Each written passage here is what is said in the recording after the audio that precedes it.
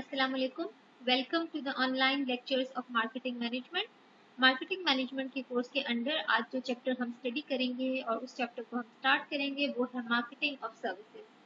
पिछले तमाम चैप्टर्स में हमारा फोकस जो है वो मैन्युफैक्चरिंग सेक्टर और टेंजिबल प्रोडक्ट्स हमारा फोकस रहा है, तो हम एक स्पेशल चैप्टर डेडिकेट करेंगे जो कि कम्प्लीटली सराउंड करेगा सर्विसेज के अराउंड के सर्विसेज को मार्केटिंग किस तरह की जाती है, सर्विसेज का मार्केटिंग मिक्स क्या होता है और what are the characteristics of services and how service marketing is different from a product marketing. So let's start. पहले हम देख लेते हैं कि डेफिनेशन क्या है सर्विस मार्केटिंग की। Services are deed performances and efforts. Services जो है वो कोई काम होते हैं, कोई परफॉर्मेंस होती है या कोई एफर्ट होती है जिसके अंदर टेंजिबिलिटी का फैक्टर नहीं होता। For service to be effective and profitable, however, there is always need for tangible, often sophisticated goods. Services को इफेक्टिव एंड प्रॉफिटेबल बनाने के लिए कुछ टेंजिबल गुड्स की या लेआउट की, फिजिकल लेआउट्स की रिक्वायरमेंट जरूर होती है, लेकिन वो जो टेंजिबल गुड्स होते हैं वो टेंजिबल गुड्स ट्रांसफरेबल नहीं होते। सिंस वो टेंजिबल गुड्स ट्रांसफरेबल नहीं होते तो हम उसको प्रोडक्ट मार्केट के अंदर कंसिडर नहीं कर सकते। They are just a part of the effective delivery process of the services.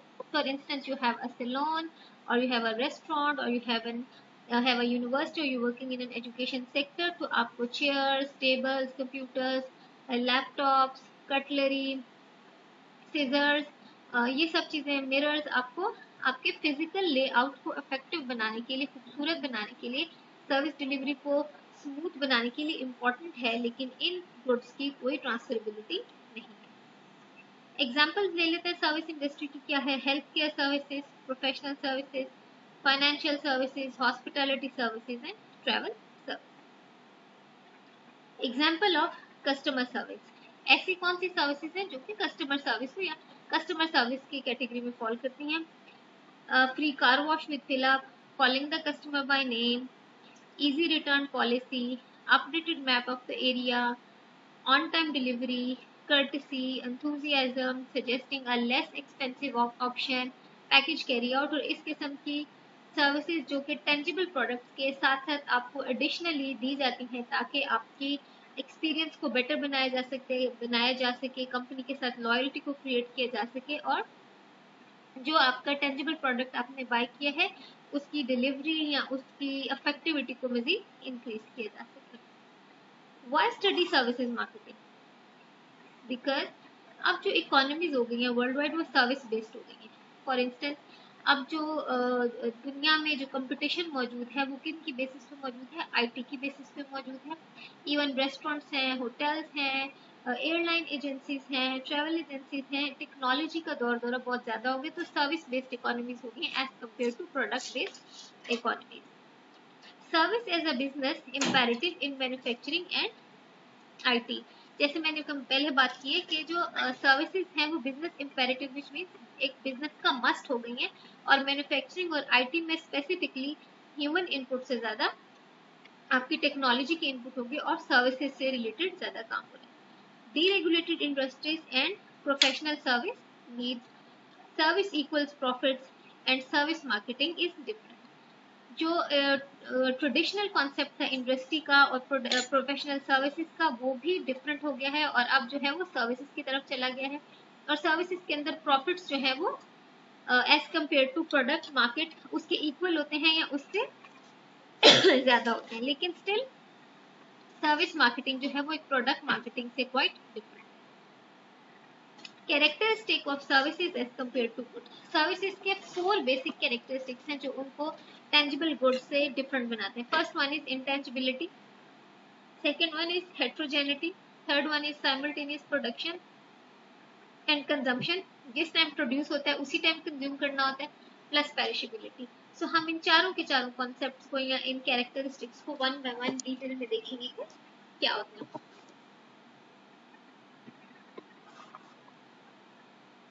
है। टेंजिबिलिटी स्पेक्ट्रम के अंदर वो इंडस्ट्रीज गिवन है जो कि टेंजिबल डोमिनेंट है और कुछ इंडस्ट्रीज है जो कि इनटेंजिबल फैक्टर डोमिनेंट है। तो देख लेते हैं कि टेंजिबल डोमिनेंट इंडस्ट्रीज कौन सी हैं। लाइक आपकी सॉल्ट है, सॉफ्ट ड्रिंक्स है, detergents, automobiles, cosmetics, fast food outlet.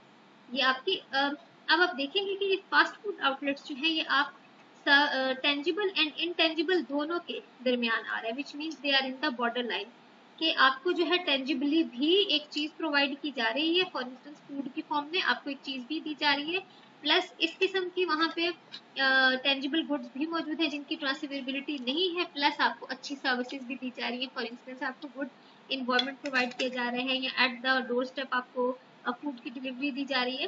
तो आपको यहाँ पे वो एक हाइब्रिड किस्म की इंडस्ट्री मिलेगी आपको। लेकिन कुछ इंडस्ट्रीज है जो कि टेंजिबिलिटी से डोमिनेंट है और कुछ है जो कि इनटेंजिबिलिटी से डोमिनेंट है, like advertising agencies, airlines, investment, consulting and teaching, जो कि प्योरली सर्विस सेक्टर में आ जाती है।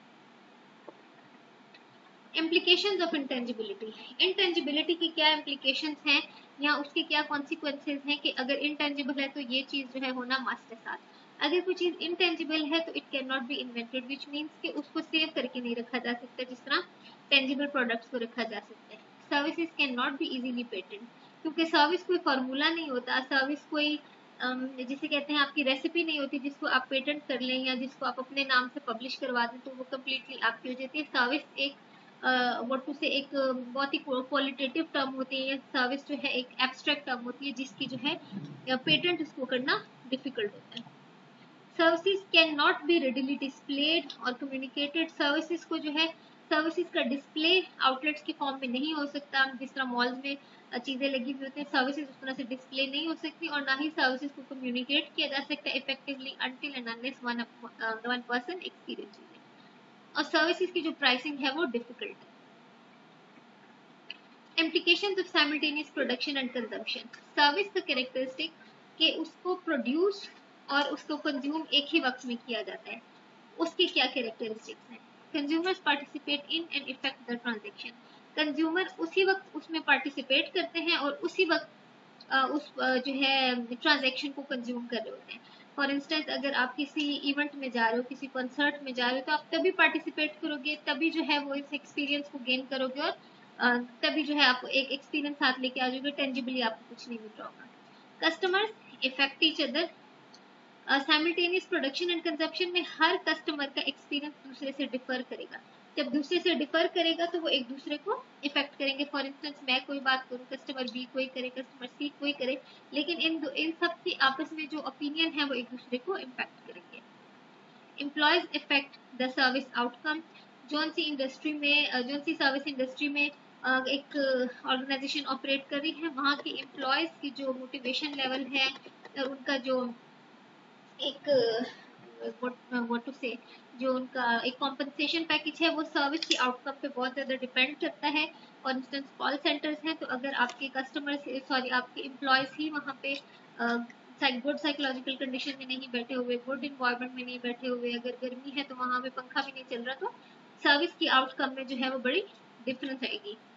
डिसेंट्रलाइजेशन में भी असेंशियल, सर्विसेज को मस्त नहीं है कि किसी एक सेंटर पे ही बैठ के या किसी खास जगह पे बैठ के डिलीवर किया जाए, तो सर्विसेज के लिए हमने एक डिसेंट्रलाइज भी उसको किया जा सकता है, like work wherever you like and at whatever time you like.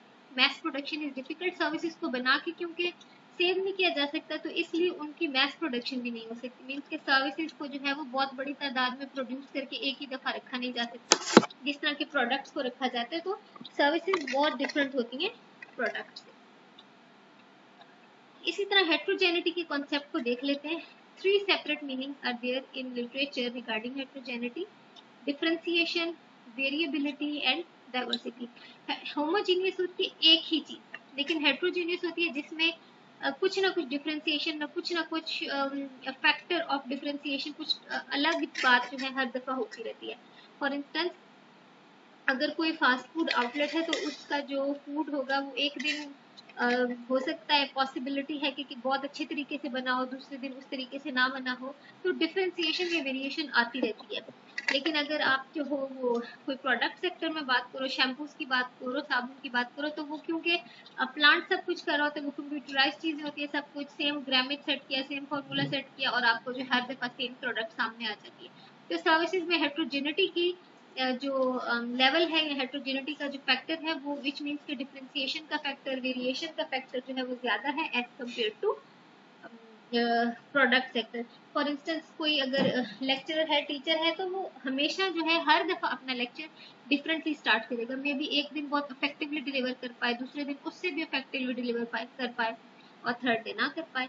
तो हेट्रोजेनिटी मौजूद है। इम्प्लीकेशंस क्या है हेट्रोजेनिटी के? Service delivery and customer satisfaction depend on employee and customer actions. जिस तरह से सर्विस डिलीवरी है और जिस तरह से कस्टमर सेटिस्फेक्शन है, वो एम्प्लॉयज के ऊपर बहुत ज़्यादा डिपेंड करता है कि जो सर्विस प्रोवाइडर एम्प्लॉयज होते हैं वो किस तरह से सर्विस को डिलीवर करते हैं। Service quality depends on many uncontrollable factors. For instance अगर अभी ऑनलाइन लेक्चर्स की डिलीवरी हो रही है, तो अब इतने ज़्यादा अनकंट्रोलेबल फैक्टर्स है, लाइक हम इंटरनेट की इफेक्टिविटी को कंट्रोल नहीं कर सकते, हम मौसम को कंट्रोल नहीं कर सकते। तो इतने अनकंट्रोलेबल फैक्टर्स हैं जो कि हम वर्ल्ड की इकोनॉमी को एक बंदा सिंगल हैंडेडली कंट्रोल नहीं कर सकता। So there are so many factors which can depend the quality of the service. There is no sure knowledge that the service delivered matches what was planned and promoted. तो जो हमने plan किया था और जो हमने प्रमोट किया था, क्या सर्विस उसी लिहाज से डिलीवर की गई? इसको बेंचमार्क करना भी मुश्किल होता है एज कम्पेयर टू प्रोडक्ट, क्योंकि प्रोडक्ट के तो बेंचमार्क सेट हो चुके होते हैं, लेकिन सर्विसेज किस लिहाज से डिलीवर होती हैं, किस तरह प्लान होती हैं, प्रमोट होती हैं, उनमें डिफरेंशिएशन या हेट्रोजेनिटी आ सकती है। इसी तरह पेरिशेबिलिटी के कॉन्सेप्ट को देख लेते हैं। It is difficult to synchronise supply and demand with services.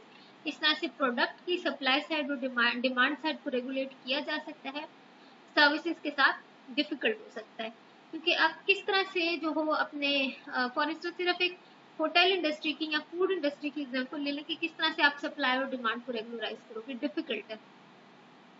Services can not be return और रीसोल्ड। कोई एक सर्विस अगर आपने एक दफा ले ली है, अगर एक सैलून की सर्विस आपने ले ली है, तो अब जाके आप उस सर्विस को वापस नहीं कर सकते या रीसेल नहीं कर सकते। लेकिन प्रोडक्ट के अंदर ये कैरेक्टरिस्टिक मौजूद होता है कि products can be resold or they can even be returned, but there is no such option for services, so they are perishable, which means कि जैसे ही वो सर्विस कंज्यूम हो जाती है, वो एक्सपीरियंस आप गेन कर लेते हो, वो चीज़ आप ले लेते हो, उस सर्विस को आप कंज्यूम कर लेते हो, तो विच मीन्स वो पैरिश, वो ख़त्म हो जाती है।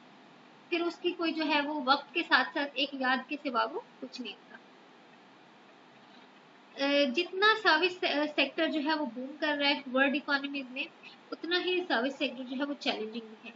तो देख लेते हैं कि कौन कौन से चैलेंजेस हैं जो कि कपल्ड अप है सर्विस सेक्टर के। Defining and improving quality. Service को डिफाइन करना और उसकी क्वालिटी को कॉन्स्टेंटली इम्प्रूव करते जाना मुश्किल होता है प्रोडक्ट की निस्बत। आप अपनी सर्विसेज की क्वालिटी को मतलब किस तरह से बहुत के क्या बेहतर उसके अंदर कर सकते हो, क्योंकि प्रोडक्ट में बहुत मार्जिन होता है कि आप उस चीज़ को, उसके वेरिएंट्स निकाल दोगे, उसके फ्रेग्रेंसेस निकाल दोगे, उसके फ्लेवर्स निकाल दोगे, बट इट्स डिफिकल्ट कि कॉन्टिन्यूस इंप्रूवमेंट हो, क्वालिटी इंप्रूवमेंट हो सर्विसेज में।